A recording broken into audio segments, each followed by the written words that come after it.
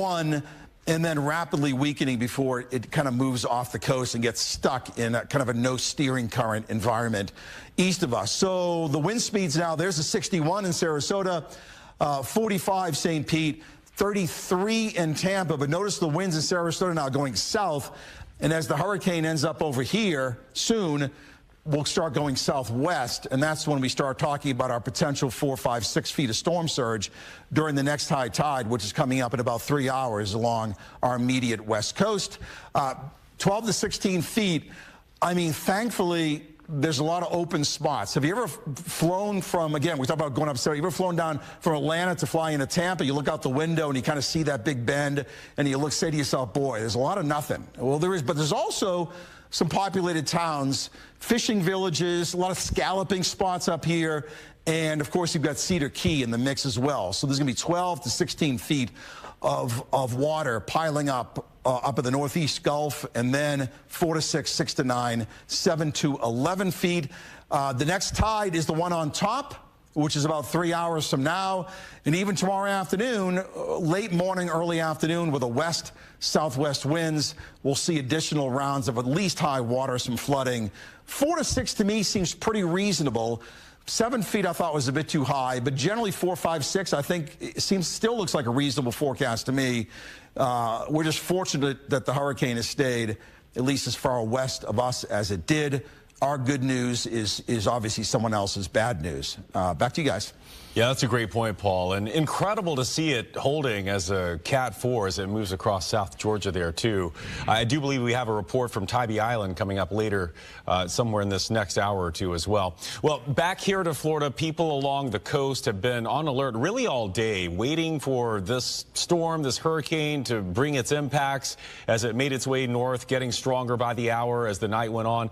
Fox 13's Justin Matthews is live on Clearwater Beach now. We just saw Paul showing some of those stronger bands move through that area. How is it looking there now, Justin? Hey, Chris. Well, very indicative of those strong bands that Paul was just talking about. The rain is coming down hard. We actually had a nice lull for about 20 minutes where there was no rain, just some breezes. But now we're getting it all. We're getting pretty heavy rain. We're getting some strong gusts. But this is the big thing here. Look behind me, to over my right shoulder. The water is coming up to the bike path here. Well, actually, I should say to the street. You know, when we were on about an hour ago, it was coming up to the beginning of the bike path here in Clearwater Beach, and now water is up to the street. So it's moving very quickly. We're seeing the motion just of the waves just coming in, just one after the other, and it's creating a pretty bad situation, and it's only going to get worse here. You know, there are some cars driving by, but we're not seeing too many people out here, which is good. We are seeing Clearwater police officers, you know, making rounds coming up and down the road here, making sure there aren't too many people out in this. The rain is starting to pick up really heavily now, as you can see, and it's just a pretty nasty situation with all this water coming in, and it's getting higher and higher as we're out here, Chris. Hey, Justin, can you give us, for people not familiar with Clearwater Beach, can you give us a sense of how close you are to the water, or what's typically the water line itself? How far are you from the beach there? Yeah, so I'm on the bike path, the walkway that's right next to the sand. So, I memean, I don't know, it's a really dark, but there's a lifeguard tower right here. If my photographer, photojournalist Omar can zoom in on that. I'm not sure if you can see because it's so dark and the rain is heavy. But I mean, we are right on the area of the beach where people walk directly onto the sand. And look at the bench right here. Gotcha. That gives you a little bit of reference to how high the water is getting. It's pretty wild. Okay, so again, the sand... I know it's getting a little tangled here. Careful. There we go. Careful. Yeah, and great job by you and Omar. Thank you for giving us that perspective. And again, this isn't even our high tide point yet. That's about 2.5, 3 hours away. Yeah, 3 hours away from that. It's pretty crazy to think about that right now, as with the water coming in as it is, and we're far from it being over. Okay. All right, Justin Matthews live there at Clearwater Beach. Stay safe. Thanks, Justin. The Citrus County is the closest county in our viewing area to where we expect Idalia to make landfall. Fox 13's Evan Axelbank spent the day in Homosassa awaiting the storm. We had our first sustained rain here in Citrus County just before 11 o'clock. You can see that the rain began to come down here at this parking lot in Homosassa, where you can see many of the people who are in this lot are in RVs, and they apparently are going to be sticking this storm out overnight in these RVs. This parking lot is not one that normally floods. We'll have to see what happens as high tide comes in. Here's what it looked like down at the Homosassa boat ramp a little bit earlier. The tide has not budged since we first got there in the mid-afternoon. We expect that it will, though, as Idalia rolls by after midnight. Homosassa frequently floods in low-lying areas, and the timing of this storm to hit after the early morning hours begin is really making people nervous. I'll be honest, I'm very nervous. I'm very nervous because a lot of the locals that usually stay are leaving. Given the timing of this, how does that impact things? 2 a.m.? Yeah, that's scary. I almost don't want to go to sleep. Live right here, local, a half a mile from where we're standing, and from the storm surge with the water, my place is gonna go under. I rent a place right here, so I'm gonna go to higher ground to my kid's house. We did see some folks being evacuated earlier. Anyone in Zone A should have already evacuated. Citrus County Emergency Management says they're prepared for 60 to 80 mile per hour winds. They're also prepared for 8 to 12 feet of storm surge. Shelters are considered a last resort by the county, but they are open if someone needs them. The question people have had here all night long in Citrus County is how much flooding will there be and how big of a deal will this storm surge be in this area that is used to flooding, but not necessarily when combined with the effects of a hurricane and high tides. We'll have to wait and see. In Homosassa, Evan Axelbank, Fox 13 News. Well, every community along the Pinellas County coastline is susceptible to storm surge. And that's certainly true for Gulfport, located right there on Boca Ciega Bay, just north of St. Petersburg. Fox 13's Kylie Jones is live there. And Kylie, that is one of the lowest points in Pinellas County, right? Well, Chris, I can certainly tell you conditions are deteriorating, and they're doing so quickly right here. Since the last time we checked in with you, things have gone downhill pretty quickly.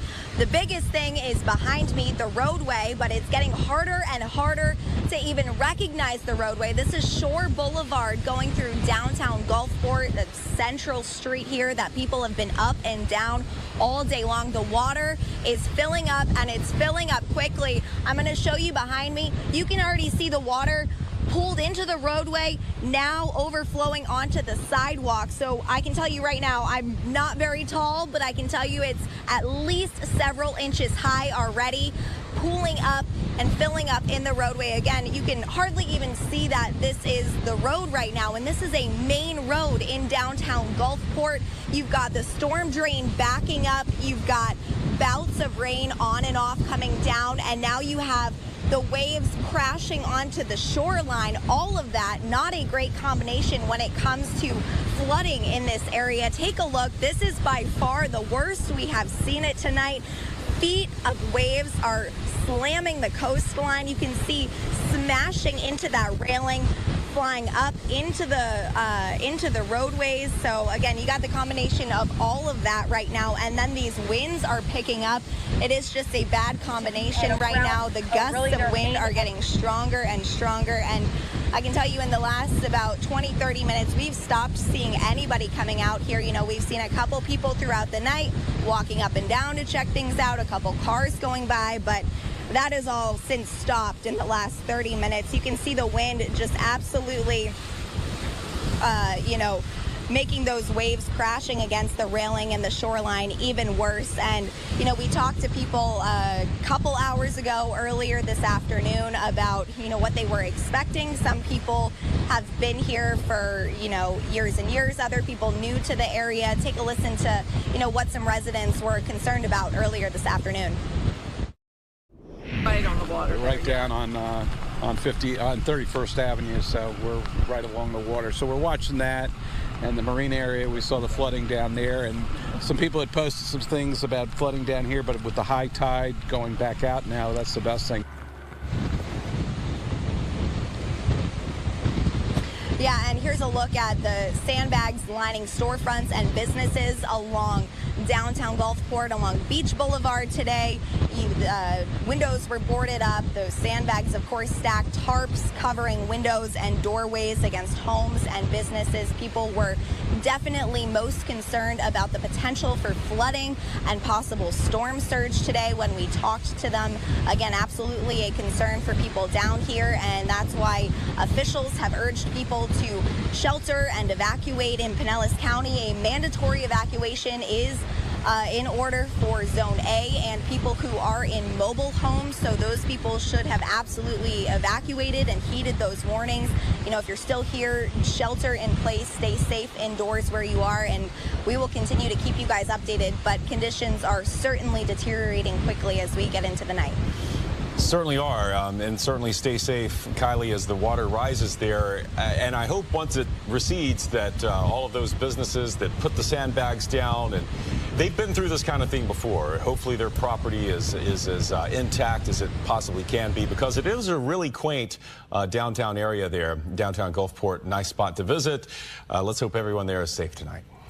In Levy County to our north, many spent the day preparing for there over at Fox 13 down in Tampa. And as you can see, the reporter that they just had up there, some really serious flooding situation going on down there in that part of Florida because of Hurricane Idalia. Another look at our XRAD weather radar at this moment. You can just see how big this storm is. Now, well, we've also been checking in with some of our reporters on the ground. I'd like to bring in Fox's Caroline Elliott. Caroline, I know that you are in St. Petersburg. You've been there all day today. Tell us, how have conditions been changing throughout the day?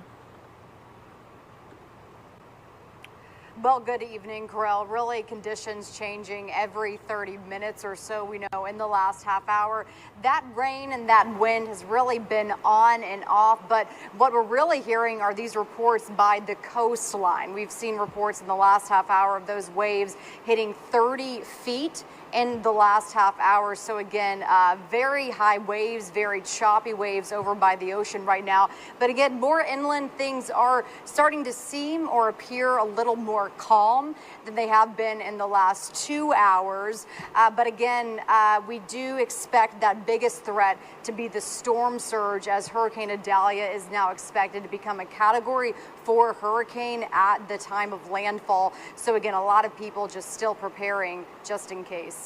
Corel. So, Caroline, I know they're on the East Coast just past midnight, but you had been seeing people throughout the day kind of wandering about. Are people hunkering down, taking shelter now? What has the traffic been looking like as we head into the night? Yeah, Corel, here on the ground, we're really seeing a lot of mixed reactions to this hurricane. We know that some people are taking these warnings seriously. We know that because a lot of the hotels are completely packed right now. Some are even sold out on this very street, as a lot of people are looking for a safer place to sleep tonight. But we also know from talking with people in this community that a lot of people did not leave, even though they were under those evacuation orders. So again, a lot of people just saying, hey, I've lived in Florida my entire life. I've survived 4, 5, 6 storms, so not wanting to evacuate. But again, that's not what officials are telling people to do tonight. Corel. And I know that's something that I've heard a lot. I'm from Florida, so I know that Floridians, they can be stubborn when it comes to a hurricane and heeding those warnings. I'm looking at your live picture right now, and I see that the wind is picking up behind you. Those trees are swaying. What are officials in St. Petersburg saying when it comes to evacuation orders, and when are people supposed to leave that area? Well, Corel, we know that that evacuation order really started coming down around 11 a.m. We were actually evacuated from our hotel last night and had to move more inland as well. So those evacuation orders have been starting in the last 24 hours. We do know, though, earlier today, Governor DeSantis did say that, again, really encouraging people to leave, number one, but number two, telling people if you choose to stay, then first responders will not be able to get to you until that storm passes. Corel. Caroline Elliott with Fox, thank you so much for checking in with us. I know you've been there, like I said, all day. So you've been seeing how the storm has been developing. Please take care, hunker down, and we look forward to checking in with you as Idalia makes its way through Florida. Thank you. Everyone else here, stay with us at Live Now from Fox. We are tracking Hurricane Idalia for the next 24 hours and within the next 2 days as well. We know that it's going to make landfall in Florida within the next few hours. Another look at our XRAD weather radar. You can just see how huge this storm has become. I mean, it started as a tropical depression over the weekend and slowly has been gaining strength. Now expected to make landfall as a Category 4. That is a very powerful storm. We're going to step away for a quick break. Don't go anywhere. We are tracking Idalia all night tonight at Live Now from Fox.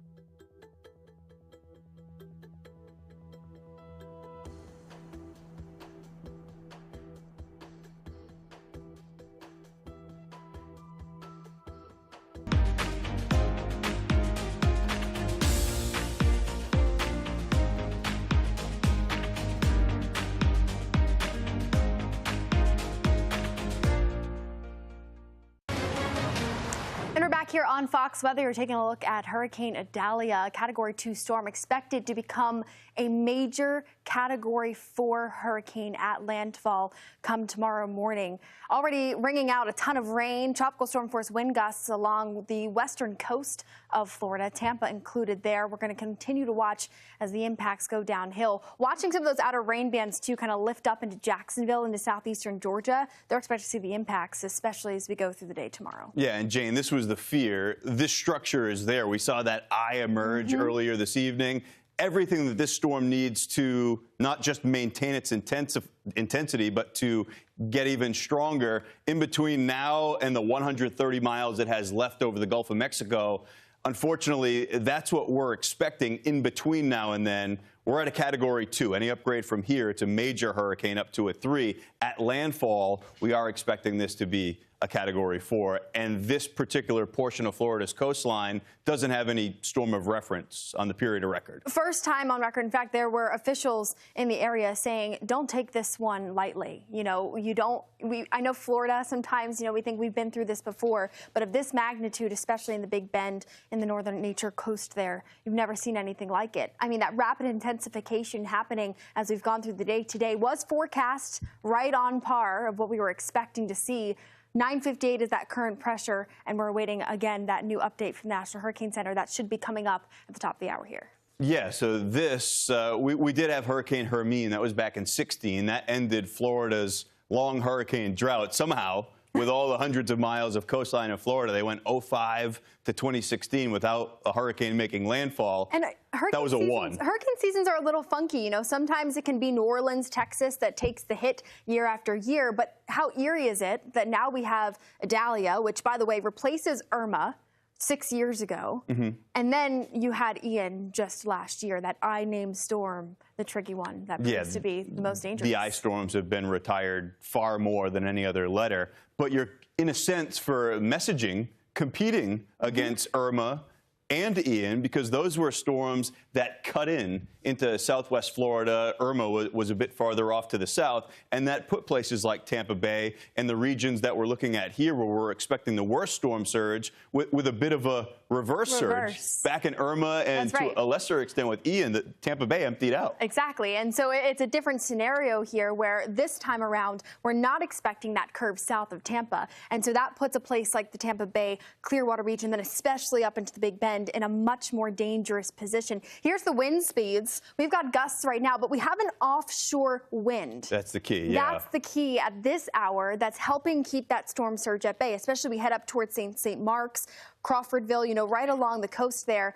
Because those winds are blowing off the land. We're keeping really any of the flooding potential at this hour due to just the plain old rain that's coming down. But in a place like, say, Island View Park, you start to get that push of wind on the north side of the storm. And now you might see a little bit more of that impact of some of that water getting pushed in from those winds. And Jane, we talked about the big bend down through the marshes we had shown you just a moment ago back toward Crystal River. Yes, it is more marshy, but there are also rivers that extend inland. The water gets pushed up these rivers, and we see surge like Crystal River in Citrus County right here.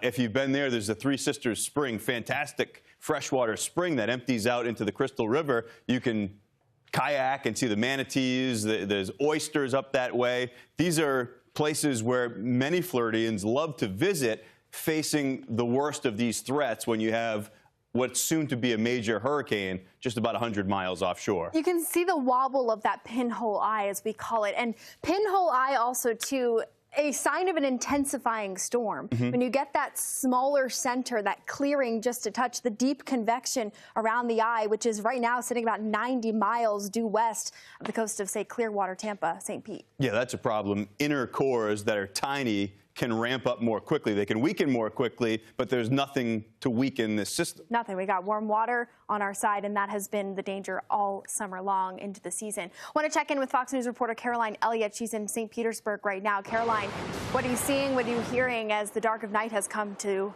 really the area? Yeah, right now we're overlooking downtown St. Petersburg, and the only driver we've seen on the road for the last several hours are police officers, as people really seem to be taking these warnings seriously as far as staying inside as that wind and rain started to pick up. We also know right now we're about a quarter mile away from the water, and in the last hour we started hearing reports of 30-foot waves in the St. Pete area. Again, very wild ocean by this graphic that we're seeing. And more inland, seeing those same conditions, right? That wind, that rain, sideways rain in some instances tonight, and the lightning starting as Hurricane Idalia gets closer to Florida's coastline. Again, talking with business owners, though, talking with homeowners on the ground, we are hearing mixed reactions as to how people are preparing. We know that a lot of people are taking this seriously, and we know that because a lot of these hotels are packed. Some are even sold out. But we also know that some people did not take this warning seriously and did not evacuate even when they were told to. Guys. Yeah, Caroline, a recent gust where you are in St. Pete up to 53 miles per hour. So certainly be safe. We'll be checking back in with you. That's Fox News multimedia reporter Caroline Elliott. Thank you. Yeah, so I want to take you through, the timing of this storm, what we're expecting to see not only in the coming hours, but as we open up the day tomorrow, where landfall is pretty imminent as we go through the early part of Wednesday. That's the issue. It actually throttled back a touch its forward speed in this latest positional update that we got from the National Hurricane Center. That was at midnight. It's moving off to just east of due north at about 17 miles per hour. But as you kind of eyeball test, look where this is going, you only have this small portion of northern Florida. This is a sprawling system that will quickly move off to the north. It's expected to still be a well-formed Cat 1 moving across southern Georgia. Which is incredible because earlier forecasts were keeping it at maybe tropical storm strength. And I think in the little time that we've really had to prepare for this, for how quickly it's ramped up, there might be some people who have maybe let their guard down. But now, as we go into the main event, you really need to make sure that you're hunkering down into place, especially in these overnight hours. We were talking with our Bob Van Dillen. He's live on the beach in Clearwater. He said that a couple people were coming through to the beaches when the rain let up. Yeah. And that's the danger that, with these tropical systems, it draws a lot of eyes, draws a lot of, hey, I want to check it out, see what's happening. But weather can turn like a dime, and especially in a system like this, which is rapidly intensifying. Those rain bands, while they're just offshore, they've got wind gusts easily upwards of 60 miles per hour or more, heavy rain too. Yeah, folks that live down in Florida, even if you've been through numerous events like this, tropical storms and hurricanes, this is a bizarre setup in the sense that we were talking about this with Fox Weather's hurricane specialist Brian Norcross earlier. It's a set of meteorological conditions that looks more like October, which the Tampa Bay area is more vulnerable late in the season because we've got this powerful front off to the north, which is actually what ends up kicking this east along the Georgia and the Carolina coastlines. It's been interesting to see how everything's been connected. Initially, I think what's also been helping keep Idalia just off the coast of Florida, too. Don't forget we had Franklin. That was a major Category 4 hurricane off in the Atlantic. That set its sights just off to the west of Bermuda.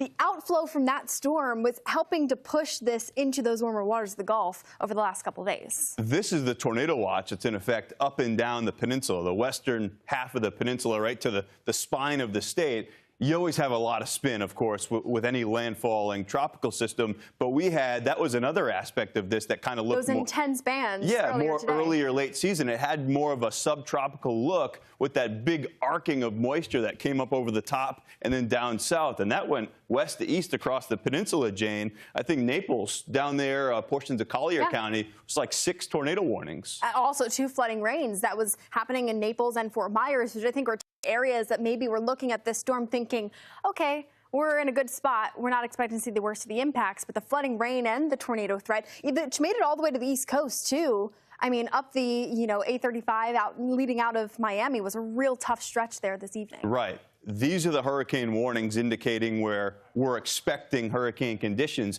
You see that up across the Nature Coast here and up to the Big Bend. But if you look above the banner, there you go, hurricane warnings that extend all the way up into southern Georgia because of what we were talking about, the fast-forward motion of this system. There won't be enough time for it to spin down with the friction over land before it moves up into Georgia. Yeah, so you need to be alert, hunkering down. As the morning opens up, we're going to be seeing that really strong, major Category 4 hurricane potentially making that impact there. Yeah, it looks like we get some video coming in out of Volusia County. Nearly all of Florida is seeing impacts from Hurricane Idalia. Let's bring in Fox 35 Orlando reporter Patrick Perez. He's live in Volusia County. Patrick, what are the conditions like there now? Because we were just discussing some of these bands that have moved from west to east all the way across the peninsula. Both sides of the state have been feeling these impacts. Yeah, Ian, I have to tell you, for the most part tonight has been pretty calm, except for probably within the past hour or so. The wind here has picked up. I want to show you some of the palm fronds just kind of swaying in the wind. I know it's a little bit hard to see because it's dark out, but hopefully with that street light right next to it, you'll kind of be able to see what I mean. We did have, like you mentioned, an outer band hit this area perhaps around 6:30, 7 o'clock. It did bring with it some wind and some rain, but that has since dissipated, and it's been calm. Again, no rain. Some of the wind now picking up, but other ways, not a problem. The problem today, though, has been the surf in this area. If we can, I want to show you some video of what Daytona Beach looked like earlier this afternoon. Because the surf was so rough, the lifeguards had to fly a red flag, a single red flag to indicate that the rip currents are dangerous, especially in these conditions. And tomorrow, they're going to be meeting to discuss whether to fly 2 red flags, which would mean that the beaches here in Volusia County will be closed to the public. Now, of course, all of this action by the water has brought out a lot of people. We saw people coming out by the parking lot, kind of just overlooking the water. We also met up with a woman who had evacuated from Newport Richey and traveled all the way here across the state to Volusia County to kind of take refuge here. She did the same thing last year. Here's what she had to say about what she went through when she got here. I was by myself in a little townhouse down here, and it got a little scary because they had tornado warnings at one point, and then the winds were really bad. The storms were bad. You'd hear banging, but you know, I've been through hurricanes before, so I made it through.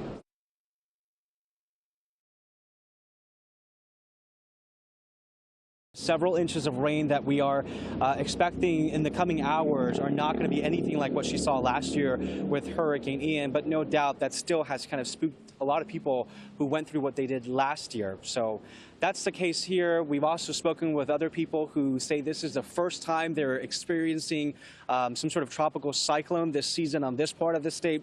So they gathered the materials that they could. They say they got movies lined up.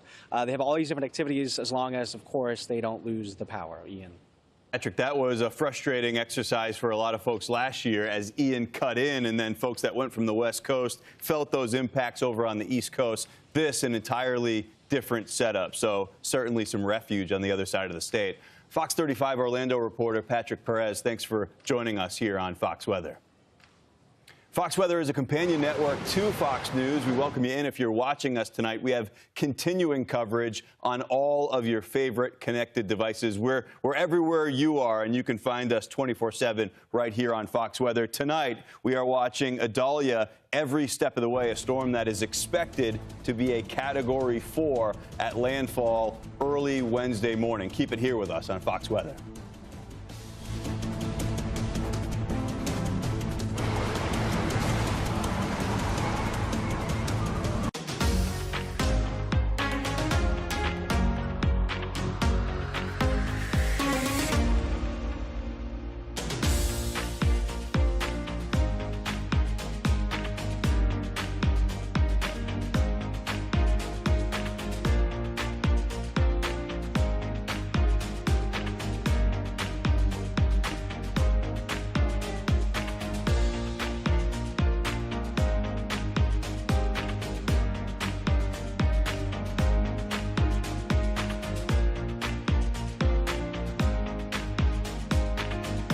To some other updates from different officials throughout the day, warning their residents to evacuate if they haven't done so. And one of those places is St. Petersburg.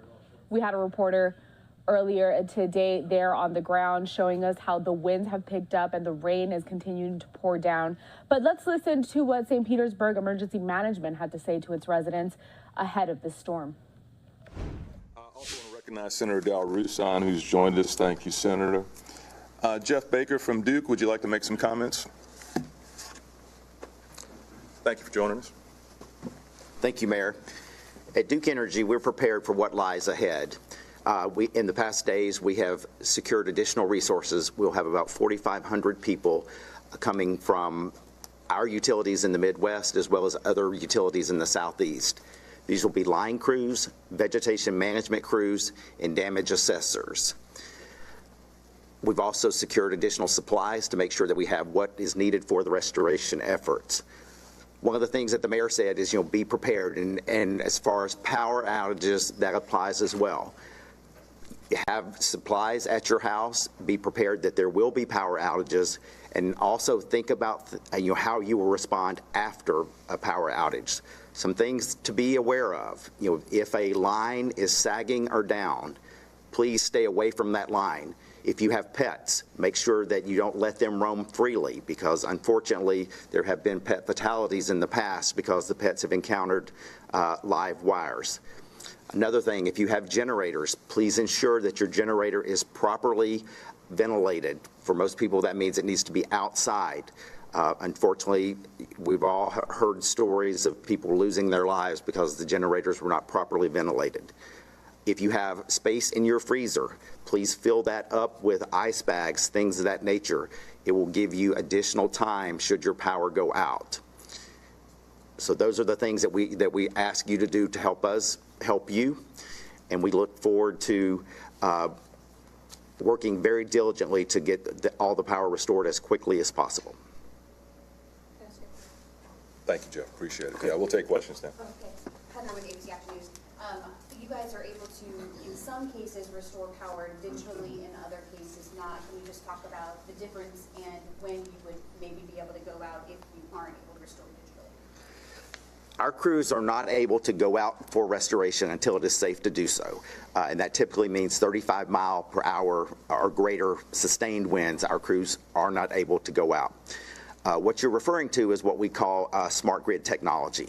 Over the past several years, we've invested significantly in smart grid technology, and what this does, it allows our system to self-heal, if you will. Obviously, those systems will be operating during this storm, and I know in past storms we have seen significant advantages.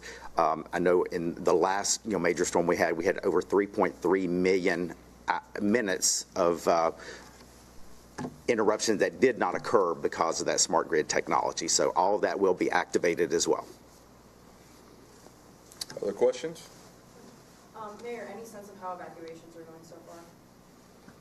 I think we're seeing less than a robust response. Amber, did you want to, where's, there you go, you're right there. Yeah. You have any more information on that? I don't have specifics. From what I hear, it's going rather smoothly, is what Mayor alluded to earlier, we're not seeing a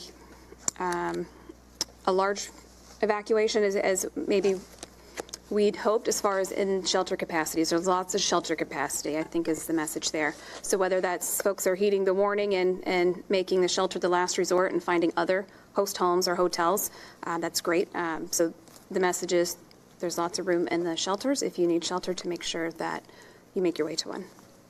Can you potentially talk about, kind of piggybacking off of what she just said, just talking about the idea that, a few years ago we had Ida come through. It was a tropical storm. People were like, oh, it's just a tropical storm, no big deal. But St. Pete saw pretty significant flooding in some of their neighborhoods. So this is a stronger storm potentially coming our way. Can you just talk about the storm surge, being potentially worse than it was even then, and the importance of taking that seriously? Well, the projection right now is 4 to 7 feet of storm surge. And I think that less than a year ago, we had a better, even a better example of Ian. Fort Myers, Sanibel was on the outside of the cone. This time, a relative, they thought they were in pretty good shape, and then it took a turn. That can happen here. And so folks shouldn't relax until the storm is well past us. And even when it's past us, we're still going to see storm surge late Wednesday afternoon. So this isn't past us. Folks need to stay vigilant for another 24 hours, and then we'll be in much better shape. But storms are unpredictable. Folks that have been in Florida for a long time know it. Maybe folks who are newer to the area see that track and think they're safe. And we know from Ian that is not the case. Listening there to emergency management officials, this was earlier today in St. Petersburg, Florida. A couple of interesting points to note here is they are mentioning about how Hurricane Ian, less than a year ago, had a devastating impact to the area of Fort Myers, and that's an area that was not projected to be directly hit by Ian, if any of you remember, down there in Florida, but it was part of that cone just on the outside, and of course, devastated by that. And we also heard from emergency management that there is a lot of capacity still in the shelters there that have been provided for residents to seek out that safety zone. Of course, evacuation orders have been given early this morning. And if you're watching from the East Coast, that was yesterday because we are well past midnight over on the East Coast. So, of course, safety at the top of mind for many people, especially for emergency management officials, as well as law enforcement agencies and government officials in those different areas of Florida. Want to step away for a quick 2-minute break. Don't go anywhere here at Live Now from Fox. We are tracking Hurricane Idalia. Another look at our XRAD weather system. You can see just how big this storm is. We will have more when we come back.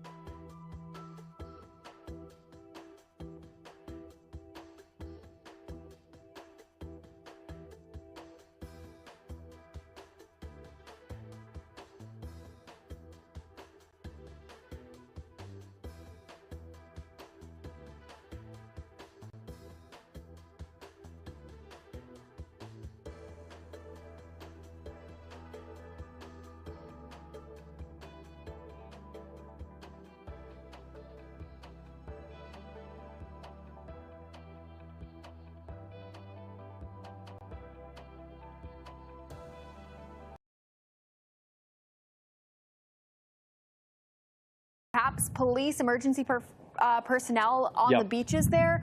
Has that been happening the last couple of hours? What's on the ground with what they're advising people to do? Yeah, the sheriff's vehicles have been driving up and down periodically. We also see what are perhaps security or personnel from one of the many hotels and sprawling resorts that are on this beach. You know, right now would probably be a fairly busy time for tourism. In fact, the resort where we're staying at, they told us that they had to, finally ask everyone to leave yesterday. So people might have normally been out for a late night walk here right now, but it's basically a ghost town. Apparently everybody has cooperated with the evacuation zone. We've covered hurricanes. Here comes the rain again. We've covered hurricanes right here in this area before, where we've seen flooding, push into the residential areas, push into the commercial areas. It's extremely prone to that. We're likely going to see some of that again based on the water line that we're seeing right now, the rain on and off here in St. Pete Beach. Back to you. Yeah, we'll be watching for that moving through the overnight hours tonight and into tomorrow. That onshore flow persists, so the water stays high, and that's where that surge risk becomes a bit prolonged through the overnight hours, early part of the day tomorrow. Fox News reporter Matt Finn, thanks for joining us. All right, well, we have a lot more coming up here on Fox Weather, your hurricane headquarters. Stay with us. We're expecting to get the new update from Idalia coming up in just a few minutes from the National Hurricane Center.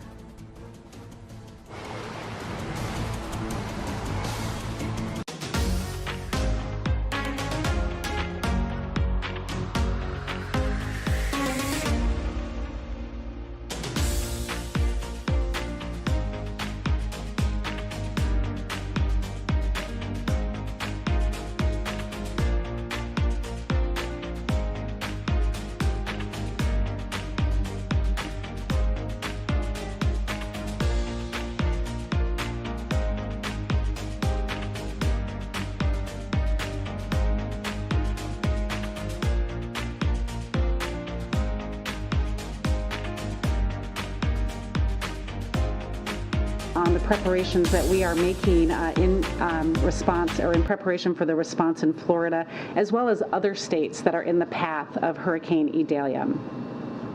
Yesterday, I had an opportunity to speak with Governor DeSantis.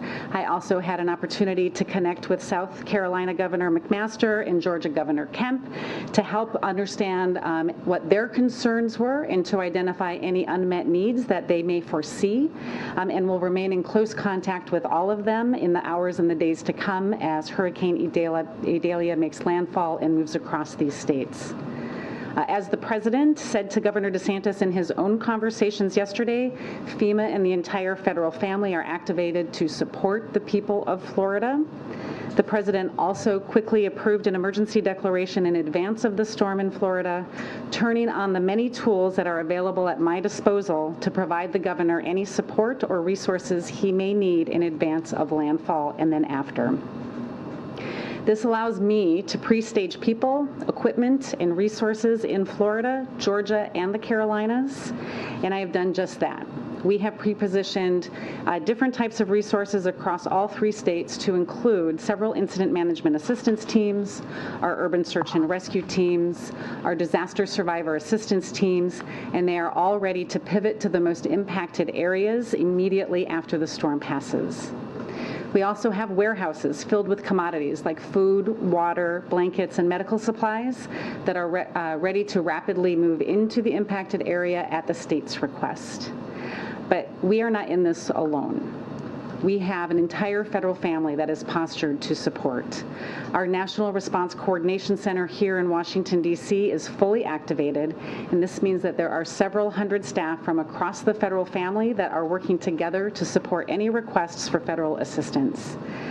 We have our partners from the U.S. Army Corps of Engineers who are pre-positioned to support any power restoration needs. Health and Human Services is assisting with evacuations from hospitals and assisted living centers. And the Red Cross has 50,000 meals to support the immediate needs as requested and has pre-staged shelter support to supplement the 19 shelters that are already open by the state. And this is a really important point that I want to talk about next. It's on preparedness. And again, I really ask for all of your help to help me ensure the people in the storm's path get this message. While we are engaged with our states to prepare for the path of this storm, it's critical that the people that are in the path of this storm are also prepared. And I know that the people of Florida are no stranger to storms, and I encourage all Floridians to take this storm seriously. This storm is very strong and is expected to strengthen to a major hurricane by the time it makes landfall due to high surface temperatures in the Gulf of Mexico. This means heavy winds, high winds, heavy rain, and a forecasted 12-foot storm surge in some of the areas along the western coast. This storm surge, this is one of the highest risk parts of a hurricane and is especially problematic along the west coast of Florida due to the underwater geography. The coastal shelf gets shallow very quickly, which increases the amount of the storm surge, putting more people at risk. Very few people can survive being in the path of major storm surge, and this storm will be deadly if we don't get out of harm's way and take it seriously. So I ask all Floridians to be vigilant and heed the warnings of your local officials. Have a plan to communicate with your family and your loved ones. Charge your cell phones, your batteries, any devices that you may have, and ensure that you are receiving emergency alerts. And most important, please listen to the warnings of local officials. If they tell you to evacuate, please do so immediately. And remember, you don't have to evacuate far. If you are in a storm surge warning area, it could mean just traveling 10 or 20 miles to get out of the most significant impact areas. It does not mean having to travel hundreds of miles to get out of the storm's path. And finally, we are all in this together. I ask that you check on your neighbors, especially those who are older adults, people living with disabilities, or may need additional assistance. But before I close, I want to provide an update on another topic that has been widely reported in recent days and asked by many of you, FEMA's Disaster Relief Fund, which as of this morning has a balance of $3.4 billion. So today, I am directing the implementation of immediate needs funding. This means that FEMA will prioritize available funding for critical response efforts to Idalia, the Maui fires, and any other extreme weather events that may come our way without interruption, while continuing to meet the immediate needs of survivors through the remaining weeks of the fiscal year. I want to repeat, we are prioritizing funding for Idalia, for the Maui fires, and any other extreme weather events that are coming our way without interruption. And I want to stress that while immediate needs funding will ensure we can continue to respond to disasters, it is not a permanent solution. Congress must work with us on the supplemental request that the administration has made on behalf of FEMA. And you are going to hear more from me on that soon. My primary responsibility at FEMA is to ensure that we are always postured to respond to any disaster and to provide the life-saving and life-sustaining support when needed. And with that, I'll take any questions. Listening to the FEMA administrator there, Deanne Criswell, this was earlier today over in Washington, D.C. Just wanted to provide some details to people across the country, especially those in Florida, when it comes to the federal response in the wake of Hurricane Idalia. One of the things that Deanne did say that is very important is that this storm could be deadly because of the storm surge being brought to the west coast cities of Florida. So we do want to remind everyone that this storm has been upgraded. We are getting periodic updates from the National Weather Service as well as the National Hurricane Center. Just earlier today, Idalia was only a Category 3, expected to make landfall as a Category 3. Right now it is a Category 2.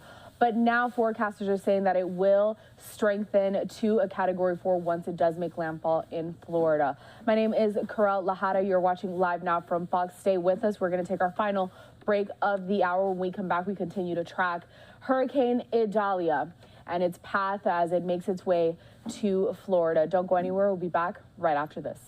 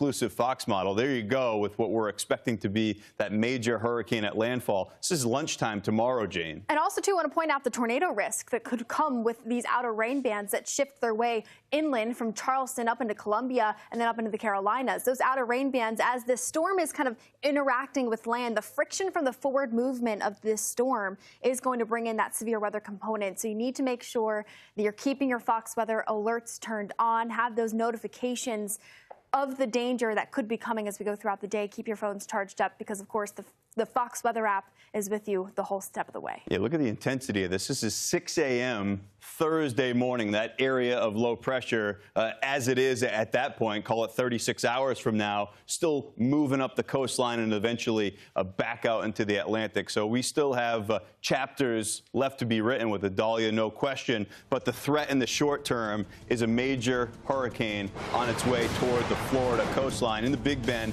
we'll be tracking it all night right here on Fox News and Fox Weather. Stay with us.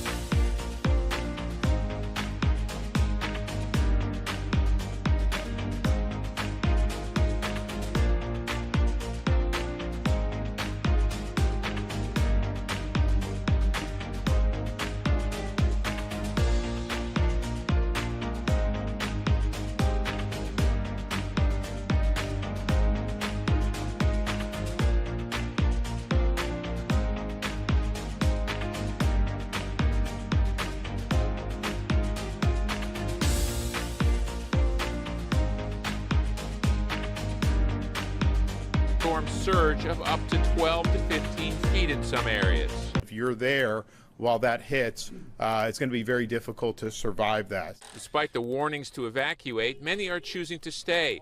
The owner of Island Hotel, which predates the Civil War, says his building hasn't flooded in almost 20 years.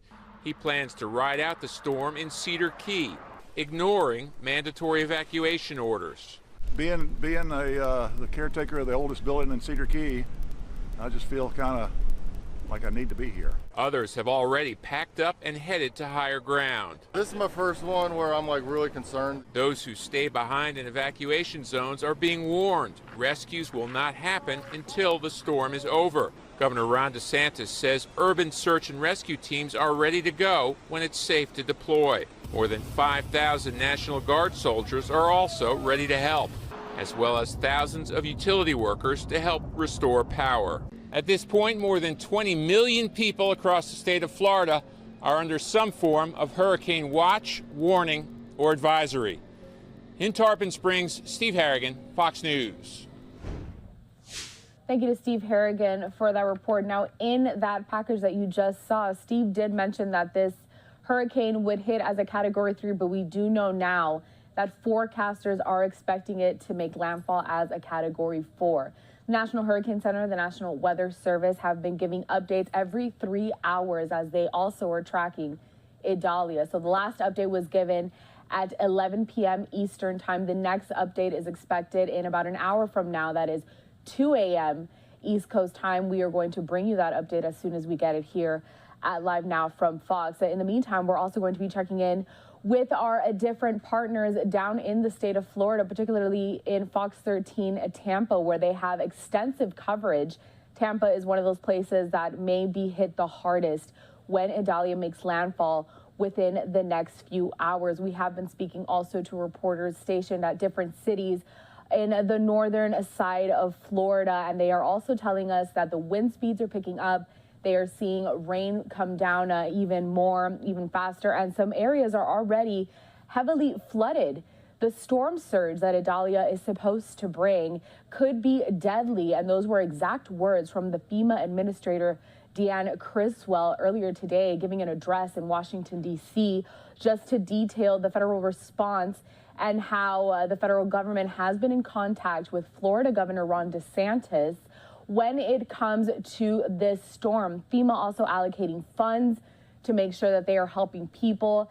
We've also heard from different reporters that although evacuations were issued early this morning, a lot of people are choosing to ride out the storm, which could be a bad idea, because the storm, again, only getting more powerful as the day goes on. We do want to check in with our partners over down in Fox 13 Tampa Bay. They're going wall to wall with their coverage, keeping everybody up to date on Hurricane Idalia. Let's listen to the latest from their team.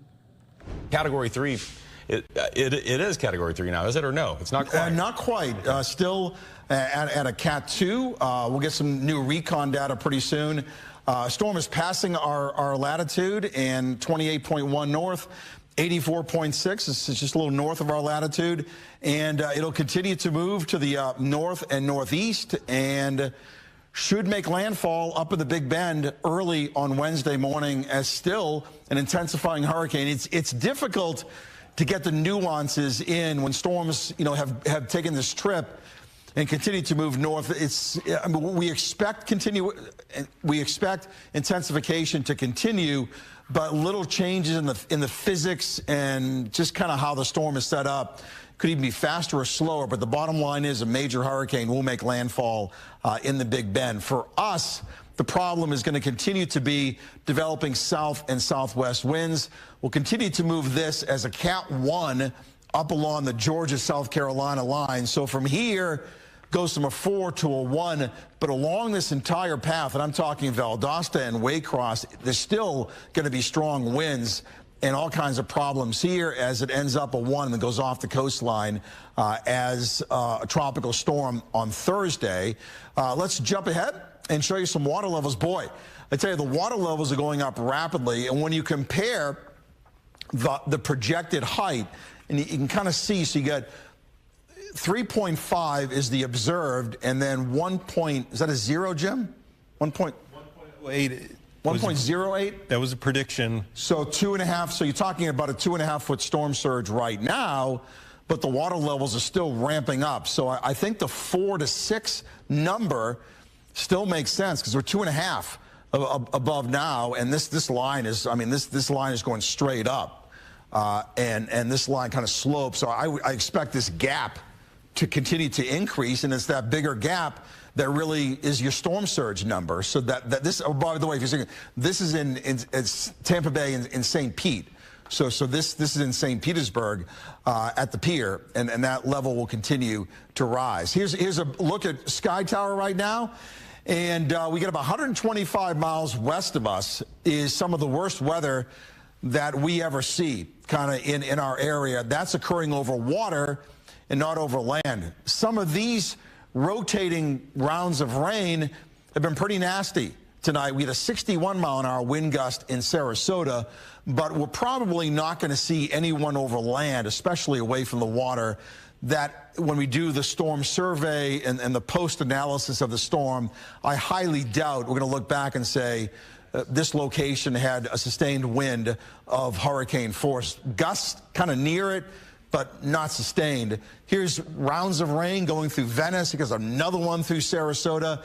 But notice the motion now becoming more south and southwest, and this is kind of piling up the water along our coastline. Heavy rain went by Arcadia. These squalls can knock some power out, so we'll be watching for power outages even inland. Thankfully, so far, I don't want to jinx this. Jim and I were talking about this back in the weather office. So far, with a tornado watch up, there's been no reports of tornado. We've had no tornado warnings. If we had a tornado warning, we'd be on. So fingers crossed, and hope it didn't jinx it. But for now, no warnings. Heavy rain, Zephyr Hills, Dade City, Brooksville. Everything is really whipping along and kind of caught in the big circulation on the east side of Idalia. And now there's even rain up in the Big Bend where the storm is going. So even up in Gainesville, raining, Homosassa Springs, heavy rain, but 140 miles to go until the storm makes landfall in the morning. So there's still a window here where there could be some further intensification. 12 to 16 feet around the Big Bend, 4 to 6, considering we're 2.5 surge now in Tampa. I think that certainly the 4 will verify. I'm not sure it'll get to 6, but certainly the 4 is going to verify, and the water levels will continue to rise all the way up to high tide, which is still about 2 hours from now. Next high tide is on top, and then the tide after that that's high is on the bottom. In between the two high tides here. When I look at you remember the graphic I just showed you at the beginning that showed the levels? In most spots, it just doesn't go down that much. It kind of subtly almost stays the same or goes out a little bit and then ramps back up for Wednesday afternoon. So there is a low tide kind of in between these two high tides, but it really isn't much. It's kind of almost stays level and then rises again up to the point of high tide on Wednesday. 4 to 6 feet, as we said, tides will stay elevated due to the full moon. That's a pretty good wrap-up. Jim and I will be back at about 1:18. We'll have Jim in the weather office talking about some of the wave heights out in the Gulf of Mexico. So we'll see you again in about 12 minutes. Haley. All right, Paul, we'll talk to you then. Earlier on Tuesday, Governor DeSantis gave several updates on the storm and what the state is doing to keep everyone safe. Listen to an extended excerpt of his latest news conference. It's almost certainly going to make landfall in the state of Florida as a major hurricane. The latest update by the National Hurricane Center made, and we had mentioned this in terms of what the models were showing, they put it at a westward shift. So the impact is going to be further north, and it is going to bring more direct impacts into counties like Leon, Jefferson, and Wakulla County if it continues on that. Now, these things can move over the next 24 hours, but it seems like most of these models are in agreement about the general area. So it's definitely going to hit the Big Bend. Everywhere in the Big Bend is going to get storm surge, is going to see major impact, whether the eye wall's hitting you or not. So please prepare for that. It is going to be a significant impact to that region of Florida. Now, if you are in an evacuation zone and you've been directed to evacuate, particularly if you're in a low-lying area or coastal area in that Big Bend region, now's the time to do it. You still have a little bit more time. If you wait much longer, by the time we get in further into tonight, the weather's going to start getting nastier and nastier, and we're looking at an impact of the eye wall arriving sometime tomorrow morning. So you really got to go now. Now's the time. If you don't, if you stay hunkered down tonight, it's going to be too nasty tomorrow morning to be able to do it. Now, if you do choose to stay in one of the evacuation zones, first responders will not be able to get you until after the storm has passed. That's right. They're not going to be able to get there till after the storm has passed. So please make decisions that are best for you and for your family. And remember, listening there to Florida Governor Ron DeSantis as part of Fox 13's Tampa's live coverage. They're going wall to wall while also tracking Hurricane Idalia. I do want to bring up right now the latest update from the National Hurricane Center. Check this out. They just tweeted this moments ago. It says Hurricane Idalia is producing tropical storm conditions along the west coast of Florida. Hurricane conditions will begin in the Big Bend area within the next few hours. Here at Live Now from Fox, we are going to be on for the next 24 hours and even longer as we continue to bring you periodic updates from the National Weather Service as well as the National Hurricane Center. We are tracking Hurricane Idalia, now set to make landfall in Florida as a Category 4 hurricane. A very powerful storm headed that way with flooding expected to be catastrophic. We want to step away for our first break of the hour. Don't go anywhere. Tracking Hurricane Idalia when we come back in just 2 minutes.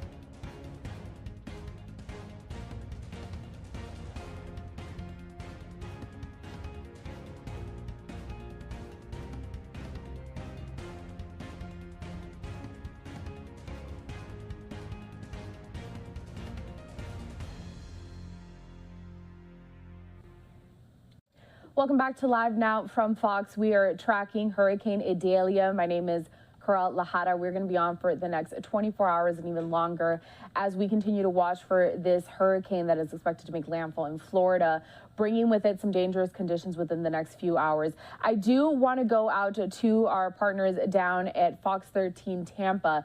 They have reporters on the ground. They have been taking them, and I just want to give you guys a better picture of what residents down in Tampa are seeing. So let's dip into their coverage for a little bit just to get more perspective on the flooding and the dangerous conditions that are happening right now. Covering St. Petersburg for us, and power outages are one thing. Now, I told you earlier, TECO had a few hundred outages in Hillsborough County. That number's up to about 800 now, so not bad considering a storm. But Jordan's covering the St. Petersburg side of things, and where Duke Energy is staging to respond to outages at Tropicana Field. He's also been giving us a look at conditions there around the pier in St. Pete. Jordan? Yeah, Chris, I actually just checked the Duke Energy outage map. It's now up to about 5,000 outages in Pinellas County. It was around 1,000 maybe an hour ago. So that's really ramped up. We'll see how that changes over time. But yes, we are at the St. Pete Pier. And what we've really been seeing and keeping our eye on are these waves crashing into the wall here. This is by Dock Fords, the restaurant here at the pier. We just saw someone out there with a flashlight. Seems like they were maybe like assessing the damage.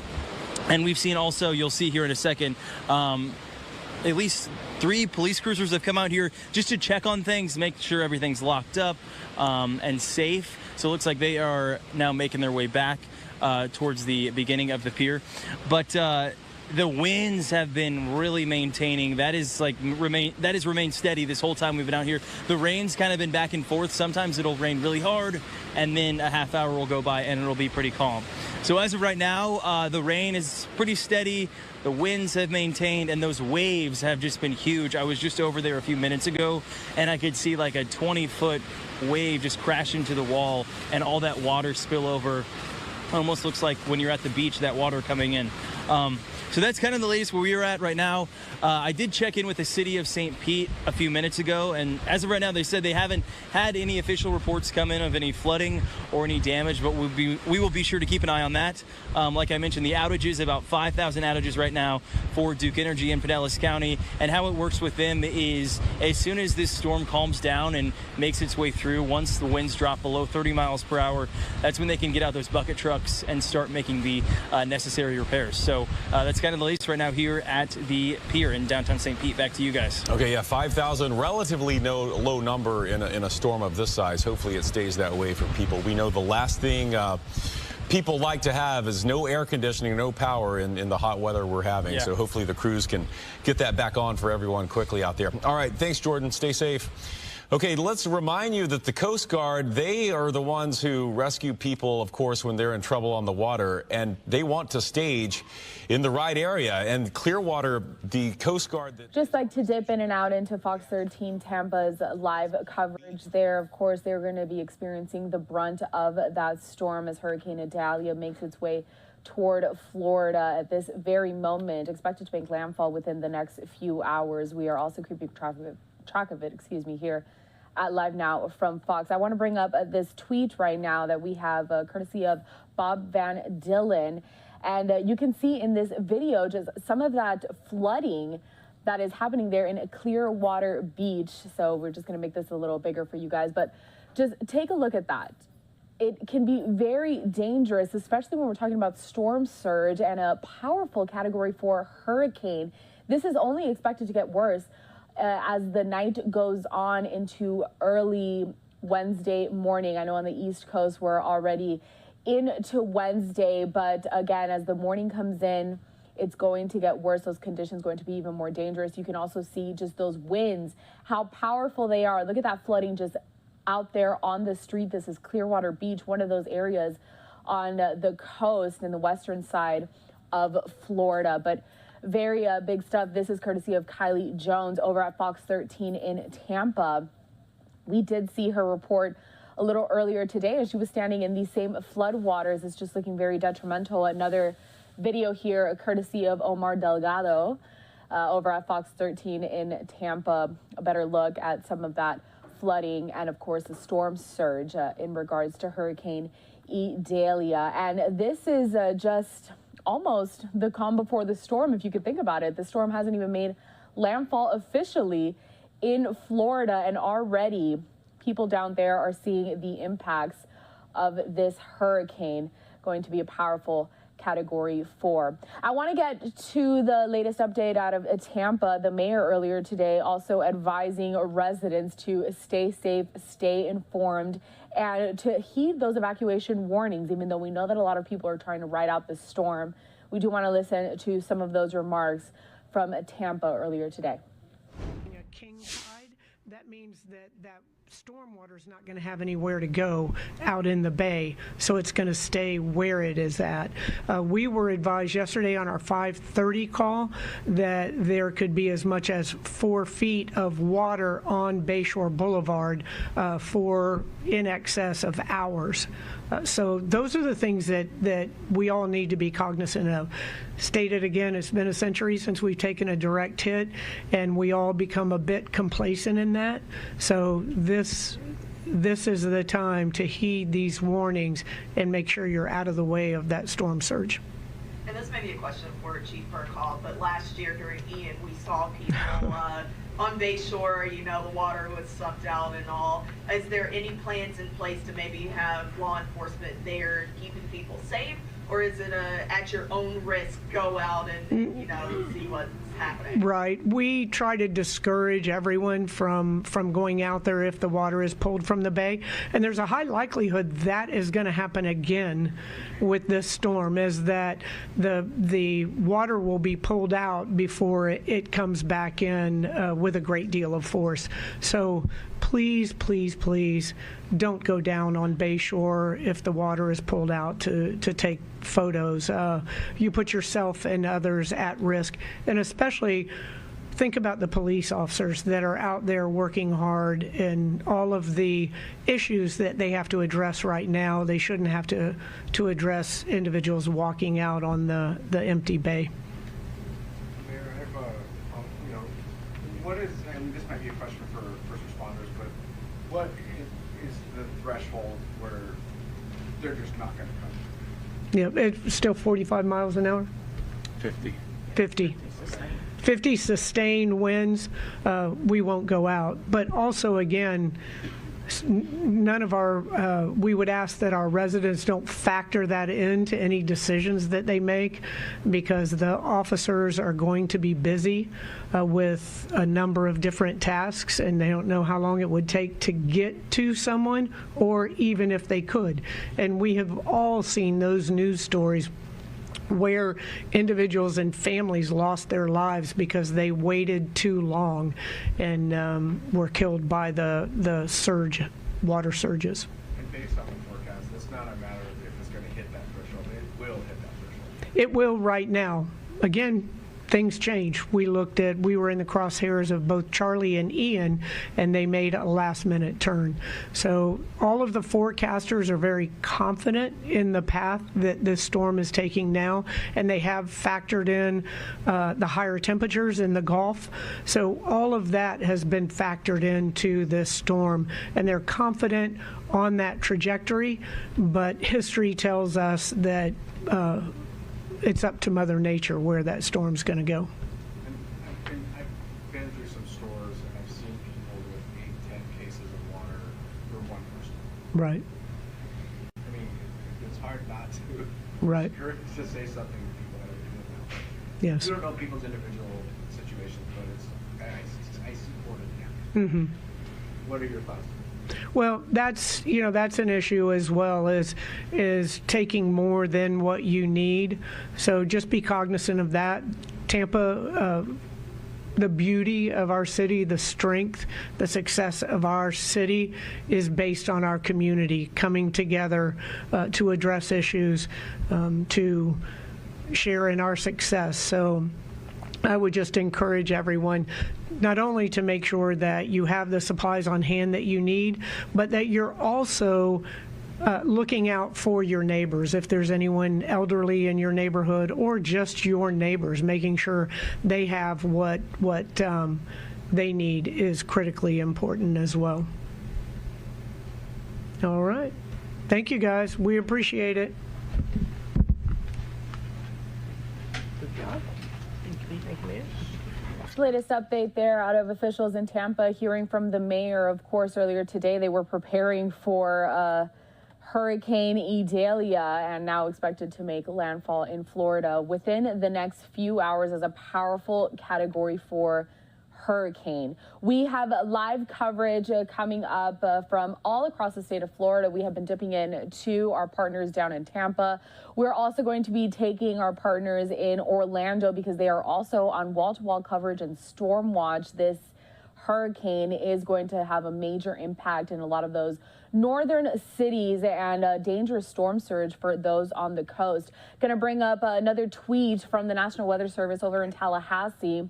This is in regards to the latest update that came in at 1 a.m. East Coast time. It reads, current radar loop of Hurricane Idalia. Idalia is about 160 miles south of Tallahassee with maximum sustained winds of 110 miles per hour. Expect conditions in the Florida Big Bend to deteriorate quickly in the next couple of hours. So we are going to be here at Live Now from Fox continuing to track this. Let's go back to another tweet from Omar Delgado over at Fox 13 Tampa. Water has risen up on Coronado Road, now in Clearwater. Seen multiple people drive through it. It's still rising. And of course, this is very dangerous for people to do, to drive through those floodwaters. Just one of the things that officials have been warning against. So please stay indoors, stay safe. Another tweet from Omar. It says that the Clearwater Police Department is blocking the road now. The tide is rising very, very quickly. As we mentioned, officials are just trying to keep residents safe in that area, and driving can be very disastrous and could make for a very dangerous time out on those roads as those floodwaters continue to rise. Want to step away for our second break of the hour. We will continue to track Hurricane Idalia when we return. Do not have any charges for the individuals that were involved.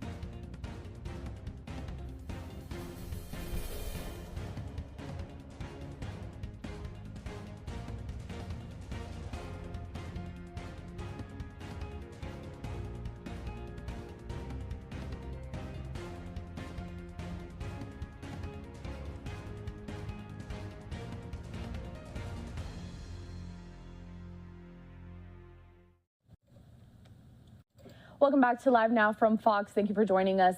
My name is Karel Lahara. We are on hurricane watch right now, tracking Idalia as it makes its way to the west coast of Florida. Want to take a look at another tweet.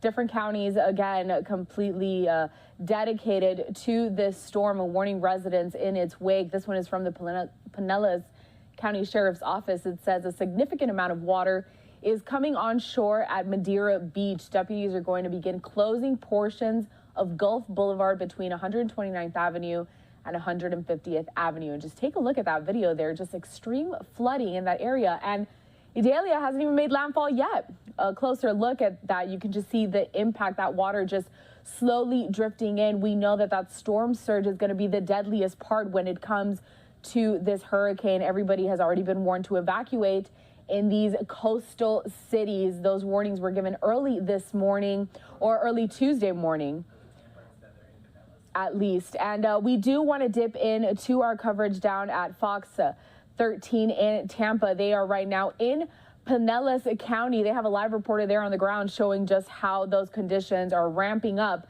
as the night goes on. Some dry land, and keep yourself safe as well. All right, Kylie, thank you. That's that wave height Paul was talking about there, higher than expected at this time. Well, a quick reminder, if you do lose power, and we are starting to see a few thousand power outages in the area, but if you want to keep getting updates from us. Seems that we just missed that live report from Kylie Jones down at Fox 13 in Tampa. She has been on the ground and really showing us how that flooding is impacting the area in Pinellas County. But I do want to get to another tweet here. We are also going to keep you updated as well on Live Now from Fox. Again, this is from the National Weather Service over in Tallahassee in regards to the 1 a.m. update from the National Weather Service saying current radar loop of Hurricane Idalia. Idalia is about 160 miles south of Tallahassee with maximum sustained winds of 110 miles per hour. Expect conditions in the Florida Big Bend to deteriorate quickly in the next couple of hours. And we have been seeing those conditions worsen as the night goes on. We are into the Wednesday on the eastern side of the country. We are expecting another update at 2 a.m. East Coast time from the National Hurricane Center in regards to Idalia. They have been giving us those updates every 3 hours because even though this storm is slow moving, the slower it goes, the more time it has to pick up strength, especially because it's forming in the Gulf. We know that very warm waters there, and that can only help that storm become more dangerous. Within the next few hours, it's going to officially make landfall down in Florida as a Category 4 hurricane. Very, very powerful, very dangerous.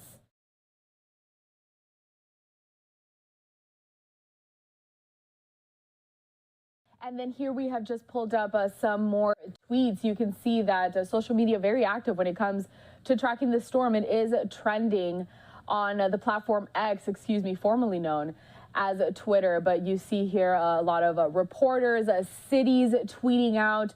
There was even a tornado watch earlier today, and still on tornado watch here. It looks like it down at that west coast side of Florida until 6 a.m. Wednesday. So this storm really racking up, being very powerful. Let's dip into some of our coverage from our partners over in Orlando. They are also keeping track of Hurricane Idalia, and right now they do have their meteorologists giving that latest forecast. And forecast to become a Cat 4.